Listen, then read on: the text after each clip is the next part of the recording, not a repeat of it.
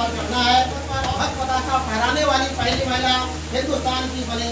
वो मेरे बच्चों, इतिहास के लिए हम स्वयं को 21वीं सदी की सभ्य दुनिया के सभ्य लोग समझते हैं। दूसरी ओर जिस गर्भ से पुरुष जन्म लेता है उसे ही कलंकित करने का पाशविक अपराध करता है। इससे भी दुर्भाग्यपूर्ण यह है कि इस प्रकार के जघन्य अपराध जब तक टीवी और खबर के पृष्ठ की खबर नहीं बनती है, हम निराश, क्रोध और कभी कभी विरोध प्रदर्शन भी करते हैं। लेकिन जैसे ही यह समाचार मीडिया से गायब होता है, हमारी स्मृति से भी गायब हो जाता है। यह समाज को भूलने की घिनौनी बीमारी लग गई है। सरकार भी लोगों के विरोध प्रदर्शन के समय त्वरित कार्रवाई की बात करती है। दुर्भाग्यपूर्ण यह भी है कि हर साल इन अपराधों में तेजी से वृद्धि हो रही है। राष्ट्रीय अपराध रिकॉर्ड ब्यूरो के 2023 की रिपोर्ट के मुताबिक एक साल में 32,000 से अधिक जघन्य अपराध की घटनाएं देश में हुई हैं, लेकिन यह वास्तविक तस्वीर नहीं है। दुर्भाग्यपूर्ण यह भी है कि हर साल इन अपराधों में तेजी से वृद्धि हो रही है। राष्ट्रीय अपराध रिकॉर्ड ब्यूरो की 2023 की रिपोर्ट के मुताबिक एक साल में 32,000 से अधिक जघन्य अपराध की घटनाएं देश में हुई हैं, लेकिन यह वास्तविक तस्वीर नहीं है। समाज को शर्म के भय से पुलिस तुरंत पर अविश्वास और कोर्ट से होने वाले देरी की स्थिति में बड़ी संख्या में रिपोर्ट भी दर्ज नहीं होती है। इसलिए शासन और समाज को जगाने का काम जागते रहो भारत यात्रा के दौरान चल रहा है। यह यात्रा पूर्ण रूप से जन सहयोग आधारित अभियान है। Gramin Vikas Mandal Haryana, Gandhian society trust Delhi, inner wheel club Mount Abu और राष्ट्रीय युवा योजना ने मिलकर देश भर में जन जागरण यात्रा 7 जून को दिल्ली पहुंचेगी। जागते रहो भारत यात्रा में अलग अलग राज्यों से 4 यात्री एक साथ रहते हैं। एक यात्री स्थानीय राज्य से यात्रा में शामिल रहता है। जागते रहो भारत यात्रा शुरू करने से पहले संपूर्ण योजना देश भर के सामाजिक संगठनों के साथ साझा की गई। 65 दिन में यात्रा राजस्थान, मध्य प्रदेश, गुजरात, महाराष्ट्र, कर्नाटक, तमिलनाडु, आंध्र प्रदेश, तेलंगाना, छत्तीसगढ़, उड़ीसा, पश्चिम बंगाल, झारखंड, बिहार से होकर वाराणसी, प्रयागराज के बाद कानपुर आई है। यात्रा संयोजक राजेंद्र यादव ने कहा है कि काम चुनौतीपूर्ण लेकिन संगीन है।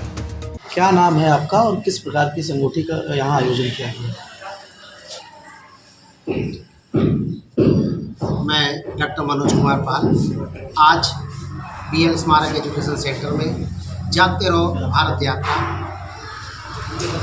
उत्थान सेवा समिति द्वारा कानपुर महानगर में जो वर्तमान समय में नारियों पे हो रहे अत्याचार, हमारी समाज की बेटियां या बहुएं, उन पे दुराचार या उन पे भेदभाव, आज चीज़ की जो घटनाएं घटित हो रही हैं, उस पे एक ये बीड़ा उठाया गया है समूचे भारत देश पे।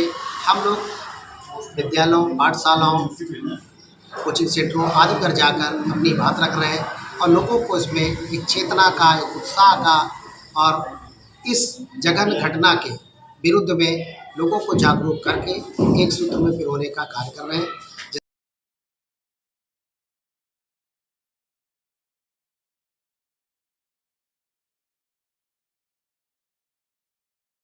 सर, अपना परिचय दे दीजिए, आज किस चीज़ की आपने बैठक करी है? मेरा नाम राजेंद्र यादव है और ये जागते रहो भारत यात्रा के संयोजक, ग्रामीण विकास मंडल के अध्यक्ष और गांधीयन सोसाइटी ट्रस्ट के ट्रस्टी का दायित्व निभा रहा हूँ। उसी कारण से ये जो 3 महीने का महिलाओं के विरुद्ध होने वाले आए दिन अपराध हैं, जघन्य अपराध हैं, उनके विरुद्ध लोक शिक्षण जन जागरण अभियान का नाम ही जागते रहो भारत यात्रा है। हम सब देखते हैं कि देश में, समाज में हर दिन महिलाओं के साथ, बल्कि मैं कहूँ कि नाबालिग बच्चियों के साथ, युवा बेटियों के साथ और यहाँ तक कि 60 साल से बड़ी उम्र की महिलाओं के साथ भी दुष्कर्म और व्यभिचार की घटनाएं तेज़ी से बढ़ रही हैं। ऐसा मैं नहीं कह रहा, भारत सरकार की एजेंसी है राष्ट्रीय अपराध रिकॉर्ड ब्यूरो, उसका कहना है कि हर रोज़ देश में 90 से अधिक दुष्कर्म की घटनाएं होती हैं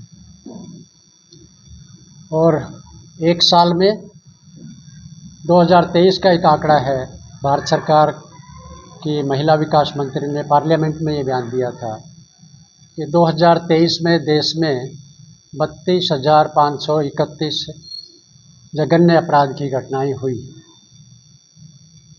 घटनाएं होना हमारे लिए शर्मनाक है, लेकिन उससे अधिक पीड़ादायक बात यह है कि जब भी इस प्रकार के अपराध होते हैं